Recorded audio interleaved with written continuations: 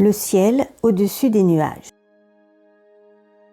Un fauteuil inclinable, une longue vue pivotante sur pied, 2 anges de chaque côté du fauteuil inclinable, Raphaël à droite et Gabriel à gauche. Raphaël se penche vers le fauteuil et chuchote « Seigneur, vous ne voulez pas voir ce que font vos enfants ?» Le dossier du fauteuil se redresse et le repose-jambe retombe à la verticale. La longue vue pivote pour observer la terre, les hommes. Un monde merveilleux apparaît où les êtres humains s'amusent et vivent en parfaite harmonie avec la nature. Palais en or, fontaines, fleurs merveilleuses, papillons géants, oiseaux de toutes les couleurs, rivières aux eaux limpides, cascades. Mes enfants s'amusent, ils sont heureux. Tout est bien dans le meilleur des mondes. Je peux reprendre ma sieste, je me sens un tantinet décalé dans mes horaires.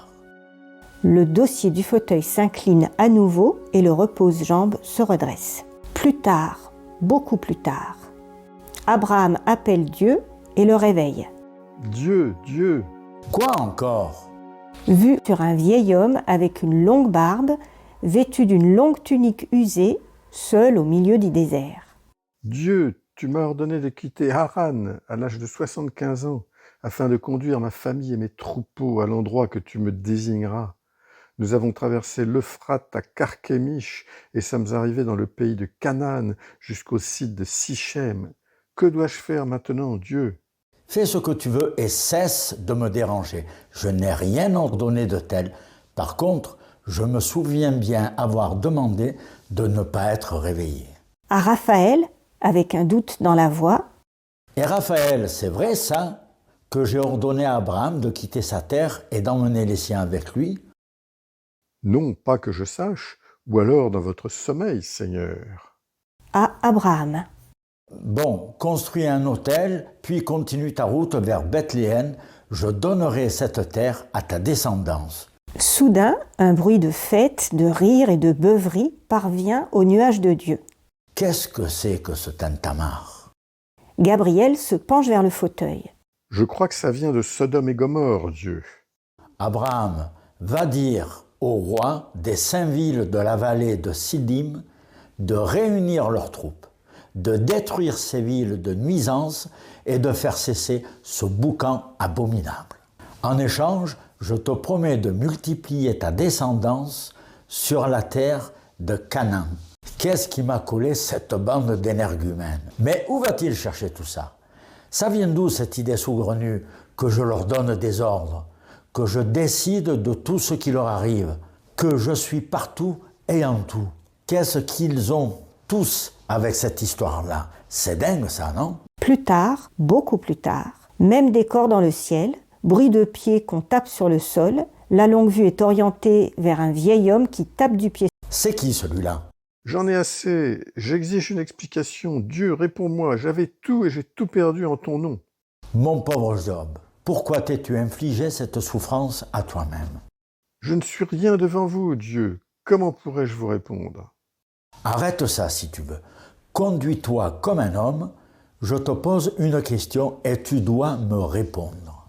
Mais c'est vous, Dieu, qui m'avez envoyé Satan pour saisir mes biens, mes enfants et ma santé, afin que je sois tenté de vous renier. Je n'ai jamais dit que vous étiez injuste. Dieu, je vous promets. Manquerait plus que ça. Je ne t'ai jamais envoyé Satan. Écoute, Job, retourne vers les tiens, occupe-toi de ta famille, sois heureux et aie beaucoup d'enfants et de petits-enfants. Plus tard, beaucoup plus tard, la longue vue est orientée vers un vieux monsieur avec une barbe blanche, la tête tournée vers le ciel, le cheveu et la barbe au vent, un buisson ardent qui brûle devant lui sans se consumer. Dans ses mains, 2 pierres plates et un burin. Seigneur, je crois bien que j'aperçois Moïse sur le mont Sinaï avec ses tablettes vierges. Qu'est-ce que je fais? J'y vais?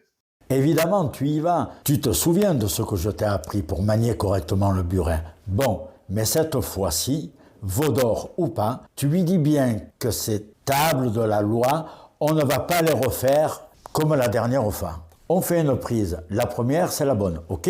Et s'il te demande qui t'envoie, tu lui dis Yahvé, je suis celui qui suis insaisissable et indéterminable. Ça va l'occuper pendant des siècles. Et tu lui dis aussi que je ne suis pour rien dans les 10 plaies d'Égypte. Quant aux eaux du Nil qui s'écartent, dis-lui de s'adresser directement à Cécile B2000. On n'est pas à Hollywood et je ne suis ni producteur ni omniprésent. Tu lui dis bien, hein? Sinon, ça va me coller à la peau, cette histoire. Et ensuite, tu sais ce que c'est pour changer une image, c'est plutôt coton. Déjà qu'ils me mettent maintenant dans des idoles de forme de veau, non, mais vraiment, de quoi j'ai l'air, moi? Plus tard, beaucoup plus tard, Père, Père, Christ, c'est toi mon fils? Père, pourquoi m'as-tu abandonné? Jésus, c'est toi? Christ ne t'a donc rien dit? Christ ne t'a pas dit qu'il avait besoin de toi, de ton corps, de ta voix pour communiquer son message aux hommes? Il ne t'a pas dit que je ne suis pour rien dans la lévitation des paralytiques et dans la multiplication des pains? D'ailleurs, il faudra qu'il me montre un jour comment il fait ça. Moi, tu sais, je n'interviens pas dans la matière. Mon pouvoir est dans le monde spirituel. C'était son rôle de faire passer un message d'amour aux hommes. Tu as été l'instrument de cette révélation. plus tard, beaucoup plus tard, dans le ciel, le réveil de Dieu sonne.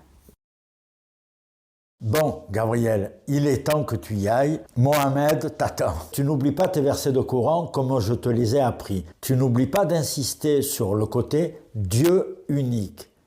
Et que je ne veux plus aucune représentation de moi. Pas d'image de grand-père et de longue barbe. Au secours. Dis-leur aussi en passant que les visions et les apparitions, bon, quelquefois, j'ai pu aider un peu, d'accord, selon la ferveur de la personne qui les recevait. Mais que les statues qui soignent, les morts qui se réveillent, les bateaux qui sombrent, les tremblements de terre et les tsunamis, écoute, je n'y suis pour rien, ok ?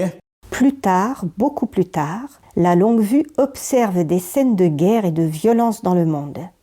Alors voilà, malgré tous les prophètes que je leur ai envoyés, ils deviennent de plus en plus agités, insatisfaits, intolérants, ils s'entretuent en mon nom. Qu'est-ce que je peux bien y faire ? Seigneur, il est peut-être temps que vous descendiez vous-même. Descendre dans ce monde de fous, tu n'y penses pas.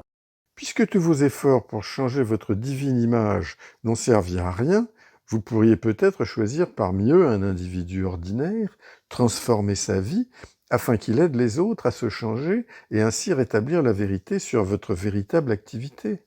C'est pas bête ça, mon petit Raphaël, mais comment tu vois ça concrètement ? C'est simple. Vous pouvez faire plein de trucs au niveau spirituel. Vous pouvez aider les âmes, les soulager, les éclairer, les guider, que sais-je encore. Prenez-en un qui est vraiment mal en point, au bout du rouleau, au bord de la dépression et du burn-out. Genre, un artisan dont tout le monde loue le travail, mais qui a fini par devenir gilet jaune parce qu'il ne peut plus arrondir ses fins de mois. Vous lui refaites le coup de job. Comme il n'a plus rien à perdre, vous le guidez subtilement vers une nouvelle façon de voir les choses. Vous lui donnez des visions, en somme. C'est jouable, mais le truc ensuite, c'est de lui faire comprendre que s'il se change lui-même, il peut changer le monde. Que j'agis à travers lui en quelque sorte, mais sans qu'il se prenne pour Dieu. Sinon, tout est à refaire. Souffler n'est pas jouer. Inch'Allah et tout le soin. La longue vue fond sur une manifestation gilet jaune, place de la Bastille, avec Luc Rage appuyé sur la statue qui harangue la foule, le drapeau tricolore flottant derrière lui.